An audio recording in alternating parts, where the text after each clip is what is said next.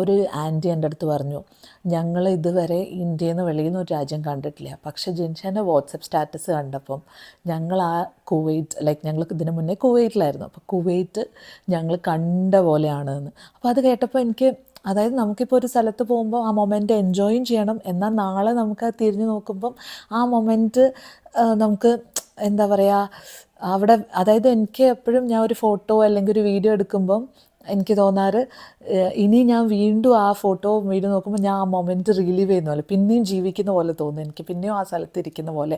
അപ്പം ഉണ്ടായിരുന്ന സന്തോഷം, അപ്പം പറഞ്ഞ കഥകൾ, അപ്പം പറഞ്ഞ കാര്യങ്ങൾ, അതൊക്കെ എനിക്ക് ഭയങ്കര ക്ലോസ് ടു ഹാർട്ടാണ്. അപ്പോൾ എന്നെ അറിയുന്ന ആൾക്കാർക്ക് എല്ലാവർക്കും അറിയാം ഞാൻ കുറേ കാലങ്ങളായിട്ട് ഫോട്ടോയും വീഡിയോസും ഒക്കെ എടുത്ത് വെക്കുന്ന ആളാണ്. വേറെ ഒന്നുമല്ല, എനിക്കിപ്പോൾ എൻ്റെ ഫോൺ ഗാലറി ഇങ്ങനെ നോക്കിയാൽ ഭയങ്കര ബ്ലെസ്ഡായിട്ട് ഞാൻ ഫീൽ ചെയ്യും. കാരണം എന്താണെന്ന് വെച്ചാൽ അത്രയ്ക്ക് നല്ല റിലേഷൻഷിപ്സ്, ലൈക്ക് അത്രയ്ക്ക് നല്ല ആൾക്കാരാണ്. അപ്പം ഞാൻ ട്രാവൽ ചെയ്ത് അല്ലെങ്കിൽ ഉണ്ടായ മൊമെൻറ്റ്സൊക്കെ നോക്കുമ്പം ഇത്രയ്ക്ക് ബ്യൂട്ടിഫുൾ വേൾഡാണോ എൻ്റെ അറൗണ്ടുള്ളത്, ഞാൻ ഇത്രയ്ക്ക് ബ്ലെസ്ഡ് ആണോ. അപ്പോൾ എനിക്ക് ഭയങ്കര ഗ്രേറ്റ്ഫുള്ളാണ്. ഞാൻ ഓരോ പ്രാവശ്യവും ദൈവത്തിനോട് ഇങ്ങനെ നന്ദി പറയും, ഇത്ര നല്ല ആൾക്കാരെ എൻ്റെ ചുറ്റും കൊണ്ടുവന്നതിൽ.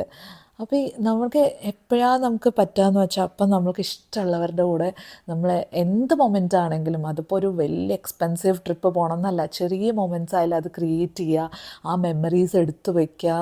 അത് നിങ്ങൾക്ക് ലൈഫിൽ മുന്നോട്ട് പോകുമ്പോൾ ഭയങ്കര സന്തോഷം തരുന്ന കുറേ കാര്യങ്ങളായിരിക്കും. ചിലപ്പം കുറേ മുന്നോട്ട് പോയി കഴിഞ്ഞാൽ നമ്മളെല്ലാവരും ജീവിതത്തിൽ പല പല വഴിയിലായിരിക്കും പോകുന്നത്, പക്ഷേ അപ്പോൾ നമുക്ക് ഓർത്ത് വെക്കാനുള്ള നല്ല മെമ്മറീസ് ആയിരിക്കും ഇത്. അപ്പോൾ നമുക്ക് ആ നമ്മൾ ഒരുമിച്ചുള്ള കാലം അത് ആലോചിക്കുമ്പോൾ നമുക്ക് വീണ്ടും നമ്മൾ ആ ഒരു എഫേർട്ട് എടുക്കും, ഇനി നമുക്ക് ഒരുമിച്ച് അങ്ങനെ പോയി മെമ്മറീസ് ഉണ്ടാക്കണം എന്ന് വിചാരിച്ചിട്ട്.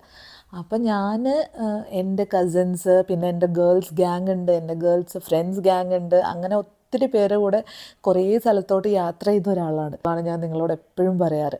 അപ്പം അത് കേൾക്കുമ്പം ഇപ്പം നിങ്ങൾക്ക് അതുപോലെ പോകണം, ഇങ്ങനെ മെമ്മറി ഉണ്ടാക്കണം എന്ന് തോന്നിയാൽ ഒന്നും വേണ്ട, തൊട്ടടുത്തുള്ള ഒരു ചായക്കട ഉണ്ടെങ്കിൽ അങ്ങോട്ട് പോവുക, ഒരു ചായയും 2 കടിയും മേടിക്കുക, ഫ്രണ്ട്സിൻ്റെ കൂടെ എൻജോയ് ചെയ്യുക, അല്ലെങ്കിൽ ഫാമിലി ആണെങ്കിൽ ഫാമിലീൻ്റെ കൂടെ, അച്ഛനമ്മയും കൂടെ ആ മെമ്മറീസ് ഉണ്ടാക്കി വയ്ക്കുക. ബിക്കോസ് നമുക്ക് ഇന്ന് ഉണ്ടാവുന്ന കാര്യങ്ങൾ നമുക്ക് നാളെ ഉണ്ടാവുന്ന ഒരു ഉറപ്പുമില്ലാത്ത കാര്യമാണ്. നമ്മളെല്ലാവരുടെയും ഒരു പ്രശ്നമാണ്, നമുക്ക് അടുത്തുള്ള സാധനങ്ങൾ നമ്മൾ വാല്യൂ ചെയ്യില്ല, നമ്മളെപ്പോഴും ദൂരമുള്ളതിനെ സന്തോഷം എന്ന് കാണുക.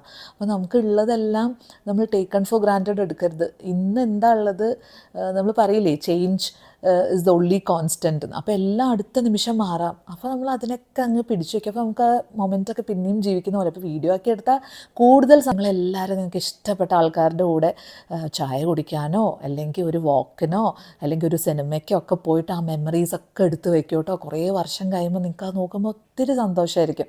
അപ്പോൾ നിങ്ങൾക്ക് എല്ലാവർക്കും അങ്ങനത്തെ സന്തോഷമുള്ള മൊമെൻറ്റ്